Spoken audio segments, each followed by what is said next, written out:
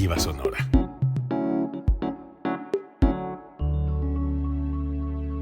Código Libre.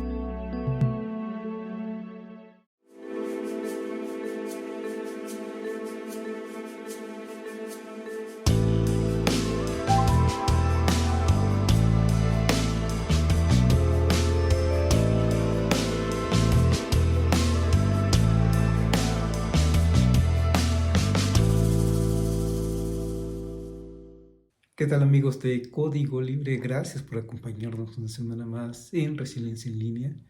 Saludos a los amigos de Videa Plataforma.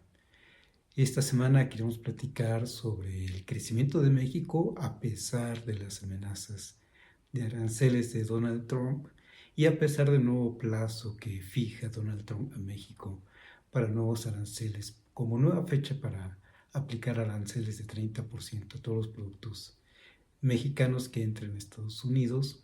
Esto sería este viernes 1 de agosto, una amenaza más. La verdad es que veo a los mexicanos tranquilos, ya vamos conociendo los arranques de Donald Trump y bueno, quien no está tranquila y quien sí está preocupada y trabajando en todo esto es pues Claudia Sheinbaum y su gabinete, especialmente Marcelo Ebrard como secretario de Economía. A pesar de ello, a pesar de esas amenazas, México está creciendo, así lo reporta el INEGI y así lo manifiesta el Fondo Monetario Internacional. Un Fondo Monetario Internacional que había dicho que íbamos a crecer en menos 0.3% este año, es decir, en plena recesión, al menos era lo que pronosticaba el Fondo Monetario Internacional, y resulta que México creció no mucho como es deseable y como lo necesitamos los mexicanos, pero a fin de cuentas tuvo un crecimiento positivo. Y vamos a platicar de ello, pese a las amenazas de Donald Trump, pese al Trump, México sigue creciendo económicamente y eso se refleja, como lo hemos dicho, en su tipo de cambio, en el tipo de cambio del peso mexicano con respecto al dólar. Respecto de las amenazas de Donald Trump para este viernes que se viene, ya Marcelo Ebrard dice ya no hay más que hacer en cuanto a negociación. Ahora esperemos a ver qué decide Donald Trump. Y Donald Trump hoy por la mañana tuiteó o puso en su red social que el 1 de agosto es el 1 de agosto para los aranceles aplicables a México, es decir, continúa con esa amenaza. Y así va a continuar aparentemente. Esto vamos a estar platicando un poco más respecto también de lo que ha sido su amenaza de aranceles, no solo para México, sino para el mundo, como lo que vimos en estos días con lo negociado con la Unión Europea, que vaya que ha dejado de qué hablar. Hay quienes hablan de humillación de Europa, hay quienes no, hay quienes son pragmáticos, una posición pragmática y consideran que pues era lo esperable y que lo esperable era lo que se negoció. Pero bueno, platiquemos de a poco. México, mientras tanto, está esperando a que se cumpla esa fecha este próximo viernes, o antes, si es que sucede antes, pero lo que hemos visto en las experiencias pasadas respecto de México es que el mismo día Claudia Sheinbaum ha salido a dar una conferencia, además una conferencia retrasada porque justamente momentos antes tiene una llamada telefónica con el presidente Donald Trump y a fin de cuentas Claudia Sheinbaum ha salido a informar sobre un acuerdo de último momento. Tal parece que es el estilo de Donald Trump y entonces pues a esperar hasta el día viernes a ver qué sucede. Pero mientras tanto, ¿por qué México puede estar tranquilo o está tranquilo? En lo general, tanto propios extraños, me refiero, simpatizantes y no simpatizantes de la presidenta Claudia Sheinbaum, pues porque vemos precisamente los indicadores macroeconómicos estables y uno de ellos es el tipo de cambio, pero hay otros más, la inflación, por ejemplo, la inflación que hace un mes que hablábamos de esto, casi un mes hablábamos de una inflación de 4.5% y ya hablamos de fortaleza económica de México. Y bueno, esta inflación se reduce, ahora está en 3.5%, todavía se reduce más. La tasa de interés se mantiene en 8%, como lo fijó el Banco de México también hace un mes aproximadamente.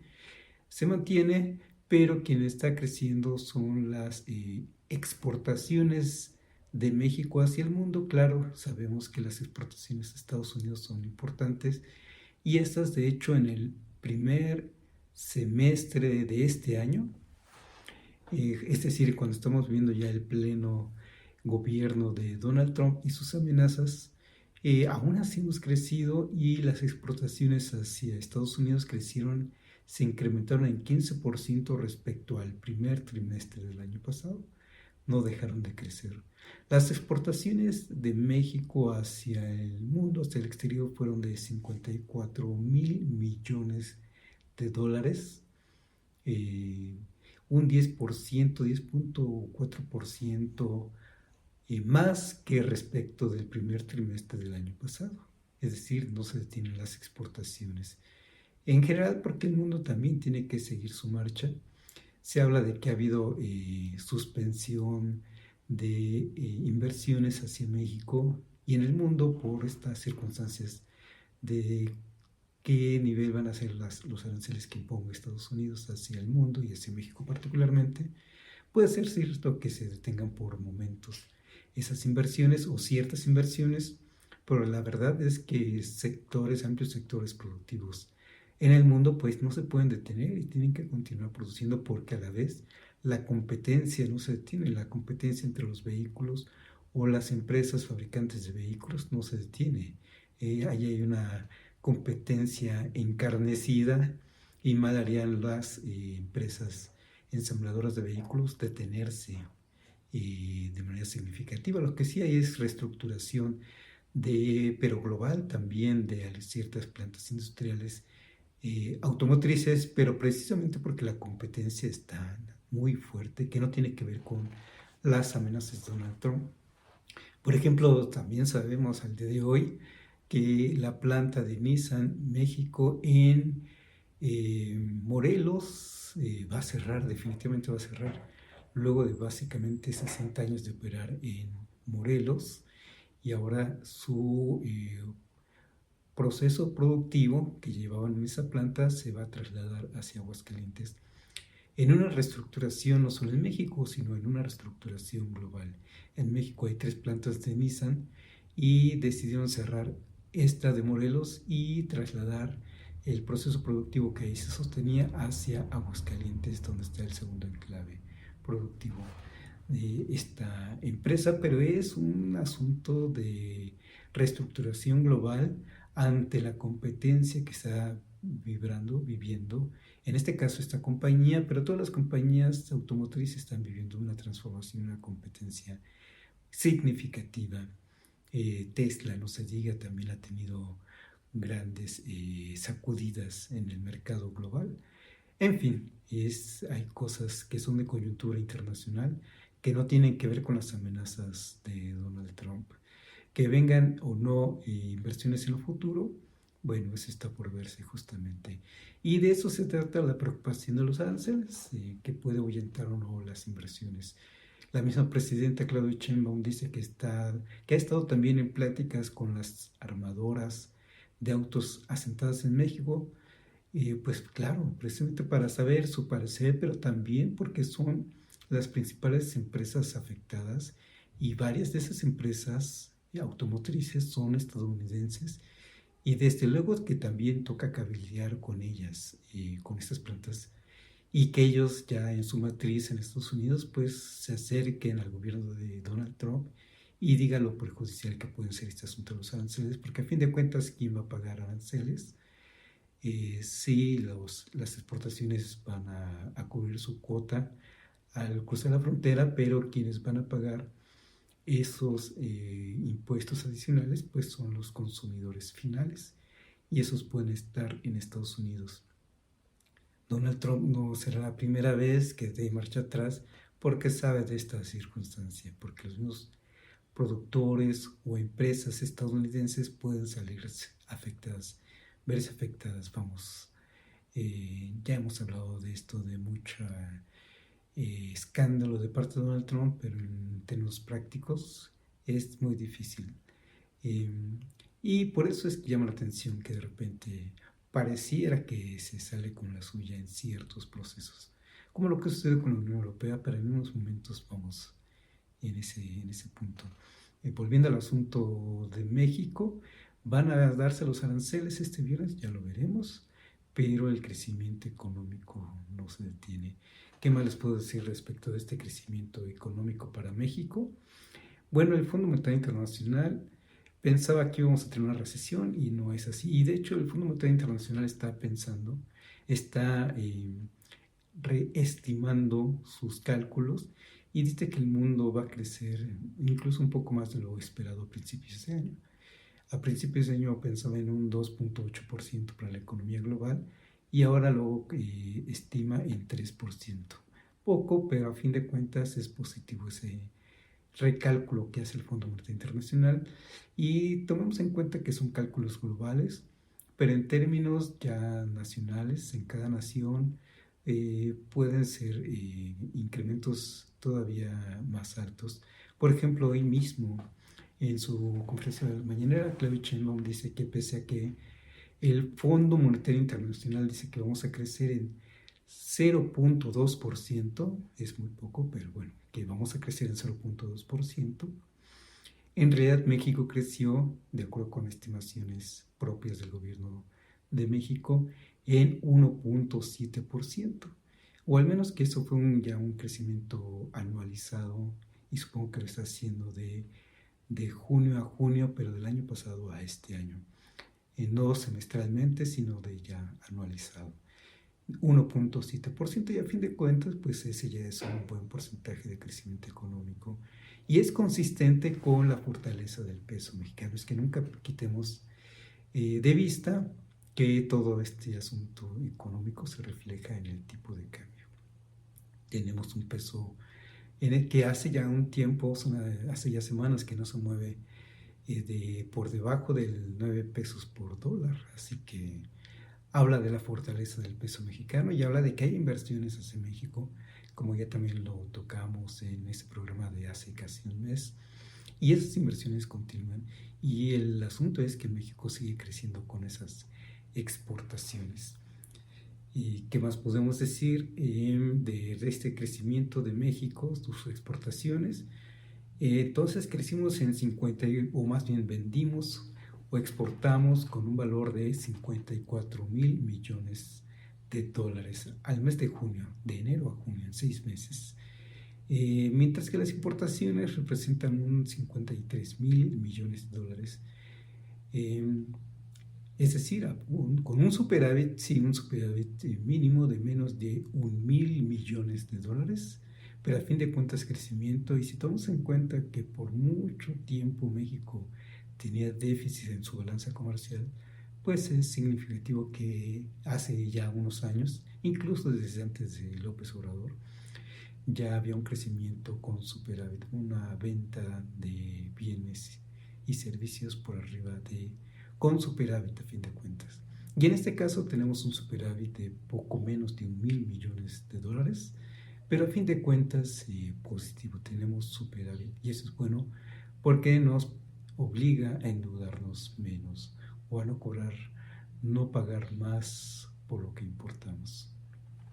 No deja de ser bueno. Hacia Estados Unidos, ya dijimos, hay un incremento de nuestras ventas en 15%. Y el resto del mundo también el resto del mundo, de lo que le vendemos al resto del mundo es muy menor. Ahí hay una gran ventana de oportunidad, porque el incremento que representan estas exportaciones hacia el resto del mundo es de apenas 0.8%, menos de 1% de ese incremento en ventas al exterior van al resto del mundo, quitando Estados Unidos. Es decir, todavía hay mucho por intentar exportar, ampliar mercados. Y no solo pensemos en China, que tanto temen Estados Unidos y que temen incluso ciertos sectores en México. Hay otras partes del mundo que se pueden emplear el comercio. Y bueno, las circunstancias nos obligan, no solo México, todo el mundo se da cuenta de que dependieron demasiado de Estados Unidos de ese mercado. En términos de mercado, pensemos en términos de mercado, no en términos militares, en términos de mercado. Y a la fecha, en estos momentos, ¿por qué todo el mundo quiere ser respetuoso, por decirlo así, con Donald Trump, pese a sus groserías, sus desplantes? Porque les interesa finalmente ese mercado, que es, no sé si el mayor, aparentemente es el mayor respecto del mundo. Digo, es que a veces hay que ir exactamente a los datos, y según los datos que compartimos aquí mismo, no sé, hace ya 2 meses, vemos que Estados Unidos tiene unos problemas económicos que dejan mucho en duda de si es la principal economía global. La verdad es que ya no lo es. Y la verdad es que Europa así lo permitió, y México pues no le queda otra más que agarrarse del crecimiento económico y del mercado de Estados Unidos. Pero en estos momentos, ¿por qué no sueltan a Estados Unidos? ¿Por qué no lo dejan caer en su economía? Porque la economía global pues está intrínsecamente vinculada a la economía estadounidense, tan solo el dólar. El comercio internacional sigue manejándose en dólares estadounidenses, eh, y con ello no pueden dejar caer solo porque sí a Estados Unidos, pese a que Estados Unidos ya es peso muerto básicamente para el resto del mundo. Eh, bueno, hay un asunto, si nos vamos ya al asunto de Europa, para estarme explicando de esto que estoy comentando en estos momentos. Se está hablando de la humillación de Europa respecto a lo que recién se negoció como aranceles. Se está hablando de humillación porque mientras Europa, sus productos van a pagar 15% de aranceles, de 70% de lo producido en Europa que se venden o que ingrese a Estados Unidos, mientras que Estados Unidos sus productos no van a pagar aranceles. Y además en esa negociación Europa se compromete a comprar energía por 650.000 millones de dólares a Estados Unidos para comprarle menos a Rusia. Esto de meter el factor Rusia es para justificar a fin de cuentas esta negociación a todas luces eh, inequilibrada, inequitativa entre Europa y Estados Unidos. Eh, desde luego Europa, como todos sabemos, depende de manera significativa, muy importante, de la energía, gas, especialmente el petróleo de Rusia. Y desde luego la apuesta desde Joe Biden es que Europa reduzca esa dependencia de Rusia. Les puedo decir también que porque además Rusia, con esto de que sabe de la dependencia de la Unión Europea, de su sector energético, les vende ese gas, pero se los vende en rublos, es decir, en la moneda rusa. Los europeos que no tienen rublos tienen que comprarlos, esos rublos, para pagar en rublos ese gas que necesitan. Y Rusia dice, bueno, sí te lo vendo, pero te lo vendo, yo vendo mis rublos, mi moneda, pero solo acepto oro. Y vamos, es una jugada estratégica de parte de Rusia para financiarse. ¿Y qué puede hacer Unión Europea? Bueno, hasta estos momentos no mucho. Y desde luego es un sueño entonces de Europa y de Estados Unidos bajar la dependencia de Europa de la energía rusa. Y bueno, ahora están acordando que van a incrementar la compra de energía de Estados Unidos hacia Europa. Nada más imagínense lo que es mover toda esa energía hacia Europa. Es desde luego más costoso que el estarlo comprando de una parte continental que puede representar la conexión entre Rusia y Europa, la cercanía, en fin. Al menos se firme ese acuerdo, pero que se pueda trasladar, ya veremos, que se pueda vender, que Estados Unidos tenga la capacidad de vender toda esa energía, todos esos 650.000 millones de dólares reflejados en transporte de energía hacia Europa. Falta por verse, pero bueno, Donald Trump quería vender esa negociación. Se van a incrementar desde luego las ventas de energía de Estados Unidos hacia Europa, pero falta ver si eso se logra. Y si no, Estados Unidos no cumple, ya no es culpa de Europa, ¿verdad? Ya es culpa de las empresas estadounidenses que no habrán cumplido con ese acuerdo porque simplemente no tendrán la capacidad. En fin, eso estará por verse. Pero en términos mediáticos, pues quien gana aparentemente es Donald Trump. Eh, pero bueno, en esos momentos, en este momento de negociación Europa-Estados Unidos, que se habla de humillación de Europa, y bueno, también hay que decir la parte que hablan, piensan en un pragmatismo, que hay que ser pragmáticos, como lo está haciendo México en estos momentos. Eso de cabeza fría no es otra cosa más que ser pragmáticos ante una situación de negociación comercial. Pues sí, sí, pero no, nunca olvidamos, nunca dejamos de lado la parte de la soberanía. Y bien, Europa, entonces, en esto de si fue humillada o no, a fin de cuentas también necesita, bueno, se habla también en esto de que con esto se compromete el futuro de Europa. El propio primer ministro francés, que no es el presidente, hay un primer ministro y un presidente, el primer ministro francés, que déjenme decirle su nombre para no confundirlo con Macron, se me perdió por aquí el nombre de este señor. Bien, ahorita lo encontramos. Pero este señor dice que esta negociación representó un día negro para Europa y que se está comprometiendo el futuro de Europa. Ante esta afirmación, pues no dejo de preguntarme, ¿en qué momento se pactó o quedó marcado el futuro de Europa? ¿En estos momentos?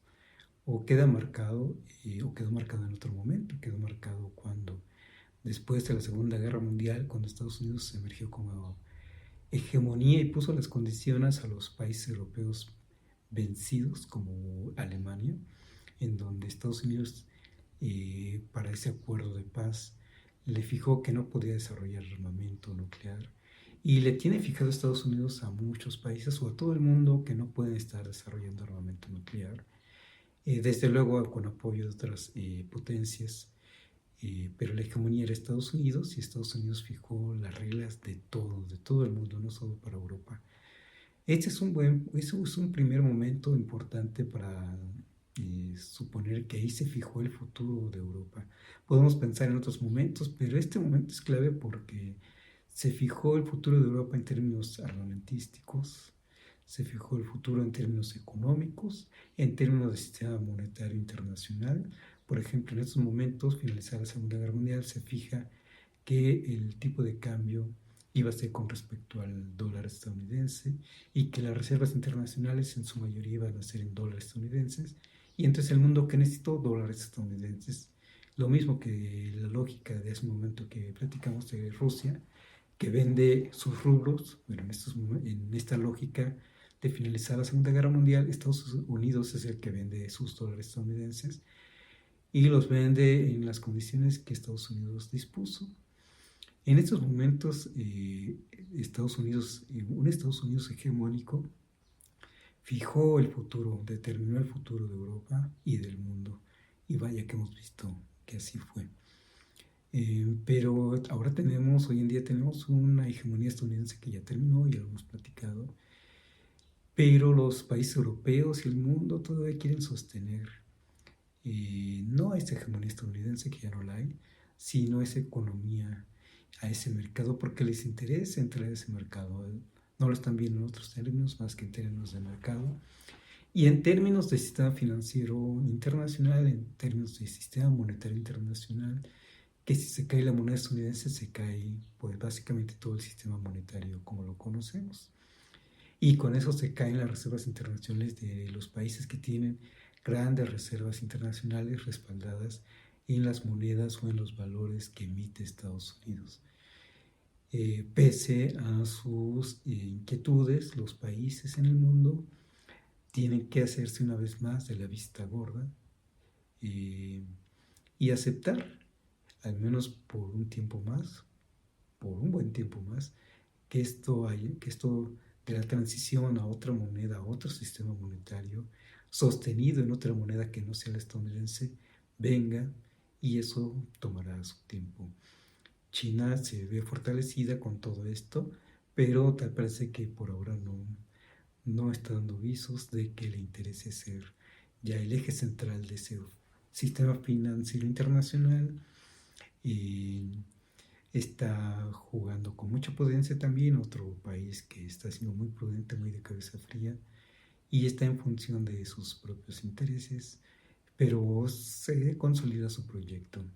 En fin, Europa mientras tanto lo que ve es que necesita sostener lo que representa la economía estadounidense, el mercado estadounidense.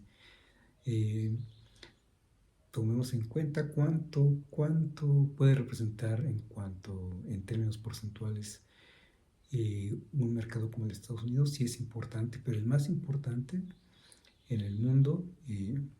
Hay mercados, el mismo de la Unión Europea es un mercado importante, si contamos todos sus países y todo lo que consumen tan solo en el sector energético.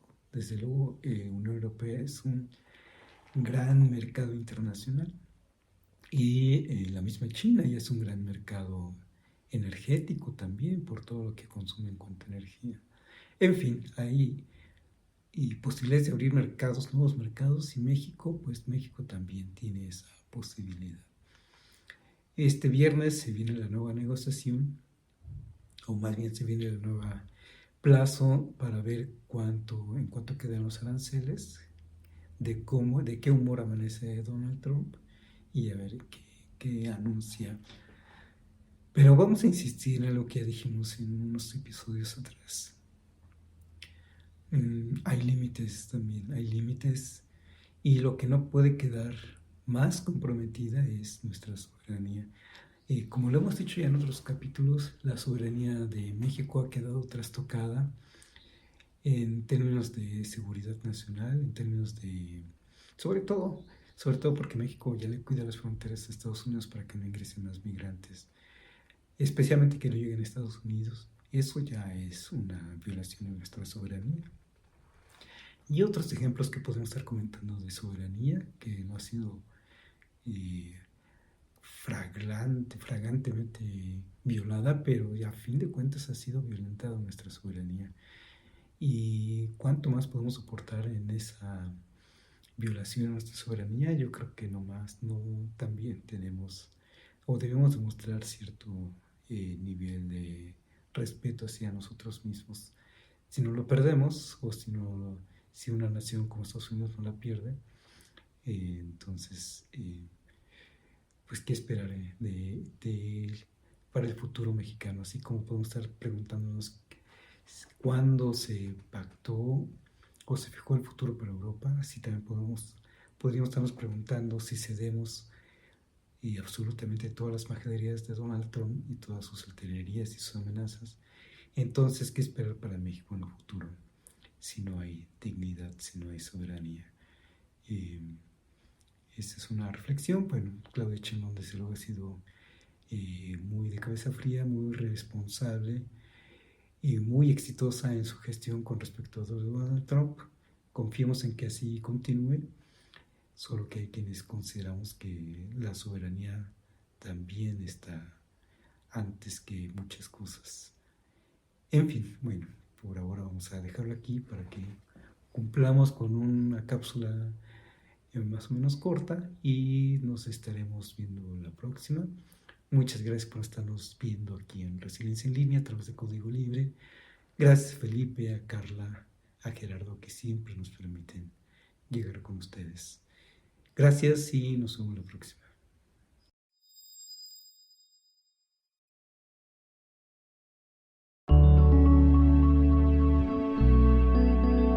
Código Libre.